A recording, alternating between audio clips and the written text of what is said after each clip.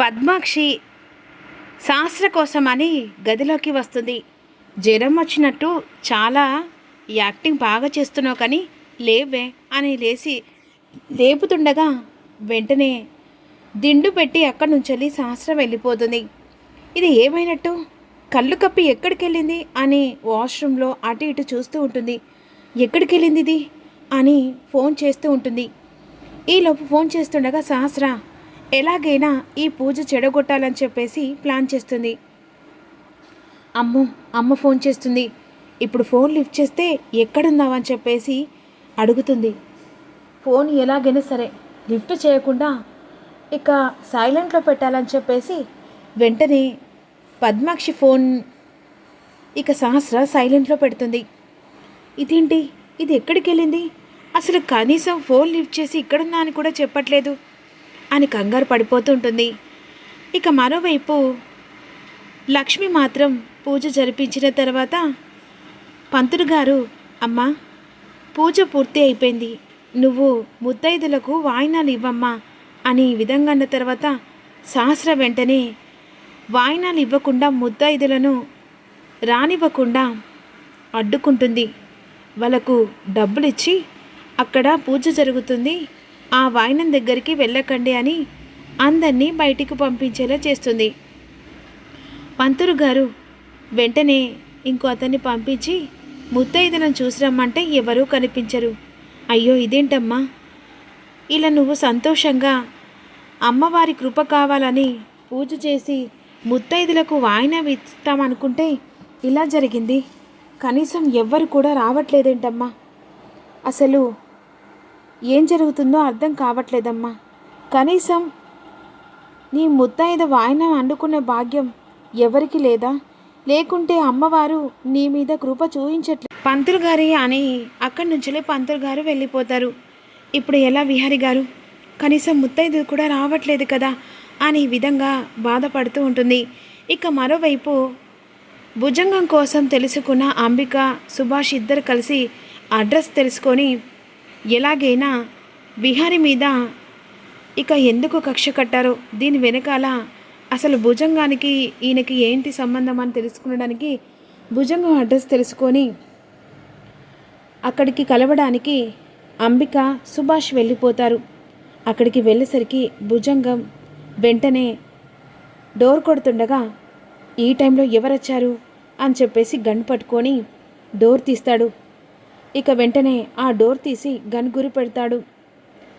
ఇక ఒక్క నిమిషం అని చెప్పేసి అప్పుడు సుభాష్ అంటాడు, ఎవర్రా మీరు, ఎందుకు వచ్చారు అని అంటుండగా, మేము ఎవరో మీకు తెలియదు కానీ మీరు మాత్రం నాకు బాగా తెలుసు అని అన్న తర్వాత, నేను మీకు తెలుసా, అసలు నేనెవరని మీకు ఎలా తెలుసు, ఎలా తెలుసో మీరు మమ్మల్ని లోపలికి రానిస్తే నిజాలు చెప్తాను అనేసరికి భుజంగం వెంటనే అంబికను సుభాష్ను లోపలికి రానిస్తారు. ఇప్పుడు చెప్పండి, అసలు మీరెవరు, ఎందుకు వచ్చారు నన్ను కలవడానికి, ఎందుకంటే మీరు పగబట్టిన పాము కంటే ఎక్కువ అనిపించింది, విహారి మీద కక్ష కట్టి కుటుంబాన్ని ముక్కలు చేసి ప్రాణాలు తీయాలనుకుంటున్నారు కదా అనేసరికి భుజంగం షాక్ అయిపోతాడు. అసలు విహారికి తెలిసిన వ్యక్తులా, ఇక్కడ చంపేస్తానని ఈ విధంగా బెదిరిస్తూ ఉంటాడు. వెయిట్ మీరు బెదిరించాల్సిన అవసరం లేదు, నువ్వు నేను చెయ్యి గలిస్తే అప్పుడు విహారిని చంపేసే అంత బలం వస్తుంది. అసలు ఎవరు మీరు, విహారి మీద మీకెందుకంత కక్ష, ముందు మీకెందుకంత కక్ష చెప్పండి, అయినా నా గురించి తెలుసుకునడానికి వచ్చారా, లేకపోతే ఆ విహారి గురించి తెలుసుకొని నన్ను రెడ్ హ్యాండెడ్గా పట్టుకునడానికి వచ్చారా, లేదు మిమ్మల్ని కలిసి మీతో చరిత్రలు కలపడానికి వచ్చాం సార్ అని సుభాష్ అంటూ ఉంటాడు. చెప్తున్నాను కదా, నీకు ఎంత పగ ఉందో అంతకంటే 1000 రెట్ల పగ ఆ విహారి మీద ఉంది. ఇప్పుడు మనిద్దరం కలిస్తే విహాన్ని ఈజీగా చంపేంత ఛాన్స్ ఉంటుంది అని అంటుండగా భుజంగం ఆలోచిస్తూ ఉంటాడు. మీరు అంతలా ఆలోచించాల్సిన అవసరం లేదండి, ఖచ్చితంగా విహాన్ని చంపే అంత ఛాన్స్ మనిద్దరికి ఉంది కాబట్టే మిమ్మల్ని వెతుక్కుంటూ ఇక్కడి దాకా వచ్చాం. అని అంటుండగా వెంటనే మీరు ఇక్కడి నుంచి వెళ్ళిపోండి. అది కాదు సార్, ఒక్క నిమిషం మేము చెప్పేది వినండి. వెళ్తారా లేదా? సార్, ఏ టైంలో అయినా మేము మీకు అవసరం పడతాం, మా నెంబర్ అన్నా తీసుకోండి అని ఈ విధంగా అంటుండగా ఖచ్చితంగా మీకు మేము సహాయపడతాం, ఆ విహాన్ని చంపేంత అని అక్కడి నుంచి ఏ టైం అన్నా సరే మేము మీకు ఉపయోగపడుతున్నామని చెప్పేసి నెంబర్ ఇచ్చి అంబిక సుభాష్ని తీసుకొని వెళ్తుంది. ఇక మరోవైపు ముత్తైదులు రాకపోయేసరికి లక్ష్మి బాధపడుతూ ఉంటుంది. తల్లి, నా మీద కృప చూంచు, కనీసం నాకు ఈ భాగ్యం కూడా లేదా? నా కడుపులో బిడ్డకు ఏ గ్రహణం రాకుండా, ఏ ఆపద రాకుండా ఈ పూజ చేస్తున్నాను. కనీసం ముత్తైదులు వచ్చే అవకాశమైన భాగ్యానైనా కల్పించు తల్లి, కనీసం నా మీద జాలి లేదా అనే విధంగా బాధపడుతూ ఉంటుంది. ఒసే లక్ష్మి, ఈరోజు నువ్వు చేసిన పూజ ఫలితం కాకుండానే విఫలమవుతుంది. ముత్తైదులు రాకుండా నేను చేశానే అనే విధంగా శాస్త్ర అనుకుంటూ ఉంటుంది. ఏ దుష్ట శక్తి అడ్డుపడుతుంది అమ్మా? ఈ దుష్ట శక్తులు అడ్డుపడుతుండగా ఏం చేస్తున్నావు తల్లి? కనీసం ఈ భాగ్యరాల్ని కనికరించి 3 ముత్తైదులను కూడా పంపించవమ్మా, ఎలాగైనా సరే పంపించమ్మా అనే విధంగా లక్ష్మి అమ్మవారిని వేడుకుంటూ ఏడుస్తూ ఉంటుంది. విహారి ఎలాగైనా గుడికి వచ్చిన ముత్తైదులను చూసి, దయచేసి అర్థం చేసుకోండి, అక్కడ 3 ముత్తైదులైనా కావాలి, వాయినం తీసుకుంటురండి. లేదు బాబు, మేము ఎక్కడికి రాము, వెళ్ళండి అని అక్కడున్న ముత్తైదులందరినీ విహారి బదిలాడినా కూడా ఎవ్వరూ రారు. లక్ష్మి బాధతో గంట కొడుతూ, తల్లి, నా బాధ నీకు వినిపించట్లేదా? మూగపోయావా? లేకపోతే నేను ఏడుస్తూ ఉంటే ఆ సంతోషాన్ని అనుభవిస్తున్నావా? కనీసం ఈ బిడ్డ మీద కనికరం లేదా? ఏదన్నా లేని కోరిక కోరుతున్నానా? నా కష్టానికి ఫలితం చూపించమంటున్నా. నువ్వు ఉన్నావని నేను నమ్ముతున్నాను. ఎలాగైనా ముత్తైదులు వచ్చే దారి చూపించు తల్లి అనే విధంగా గంట ఇక కొడుతూ ఉంటుంది. ఈలోపు అమ్మవారు చూస్తూ ఊరుకుంటారా? ఏదో రూపంలో దారి వేస్తూనే ఉంటారు. అమ్మవారి రూపంలో అవని రియల్ ఎంట్రీ ఇస్తుంది. ఇక అలా రియల్ ఎంట్రీ ఇచ్చిన తర్వాత అమ్మ లక్ష్మి అని చెప్పేసి పిలుస్తుంది. అమ్మ, ఎవరు మీరు? అమ్మా అని నోరార పిలిచావు కదా, మరి ఈ బిడ్డ బాధను చూస్తూ ఎలా ఊరుకుంటాను? అంటే ఇందాక ముత్తైదులు కావాలని చెప్పేసి నువ్వు బాధపడుతుండగా చూశాను.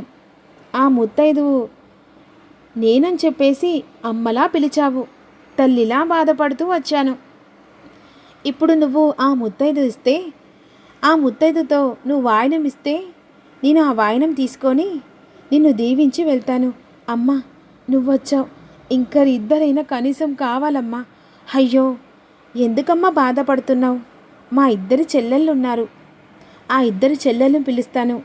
చెల్లెళ్ళు అని చెప్పేసేసరికి అసలు ఎలా వస్తారో అర్థం కాదు. ఒక్కసారిగా ఇక్కడ హఠాత్తుగా కనబడతారు. అక్క, పిలిచావా? పిలిచాను చెల్లెళ్ళు. ఏంటక్క, మాతోని ఏదైనా పనా? ఇదిగో ఈ లక్ష్మి అమ్మవారికి పూజ చేస్తుందట, వాయనం కోసం ఎవ్వరూ రావట్లేదు, చాలా ఏడుస్తూ ఉంది అమ్మవారి దగ్గర. ఆ బాధ చూడలేక ఇక మన 3 అక్క చెల్లెళ్ళం తనని దీవించడానికి వచ్చామని అందుకే చెప్తున్నాను. అక్క, పిలిచిన తర్వాత ఇలాంటి భక్తులు 100కో 1,000కో ఒక్కరు ఉంటారు. ఆ పిలుపు మనం ఎప్పుడు ఎదురు చూస్తూనే ఉంటాం. లక్ష్మిని దీవించడానికి ఇక నువ్వు పిలిచిన తర్వాత మేము రాకుండా ఎలా ఉంటాం? అసలు దేవుళ్ళని చూసినట్టు అనిపిస్తుంది, ఆ అమ్మవారు దిగొచ్చినట్టుగా అనిపిస్తుంది తల్లి. మరి గడియ దాటిపోతుందమ్మా. ఇక వెంటనే నువ్వు మాకు వాయినం ఇస్తే మేము వెళ్ళిపోతాం అనేసరికి వెంటనే బాధ అంతా గాల్లో కలిసిపోయి 3 ఆ అమ్మవారులను త్రిమూర్తులను కూర్చోబెట్టి వెంటనే వాళ్ళకు బొట్టు పెట్టి వాయినం ఇచ్చేస్తుంది. ఇక వాళ్ళ దీవెనలు తీసుకుంటూ తదస్తు ఇక తన కడుపులో బిడ్డను కూడా దీవిస్తూ ఉంటుంది. విహారీ వస్తాడు. ఇక ఈలోపు అన్నీ అయిపోతుంది. లక్ష్మి, ఎవ్వరు కూడా పిలిచినా రావట్లేదు, పర్లేదు విహారీ గారు, ఏకంగా 3 ముత్తైదులు వచ్చారు అని విధంగా అంటుండగా ఇక ఇక్కడ సహస్ర కళ్ళు కప్పినట్టు అవుతుంది. ముత్తైదులు వచ్చేసరికి షాక్ అయిపోతుంది.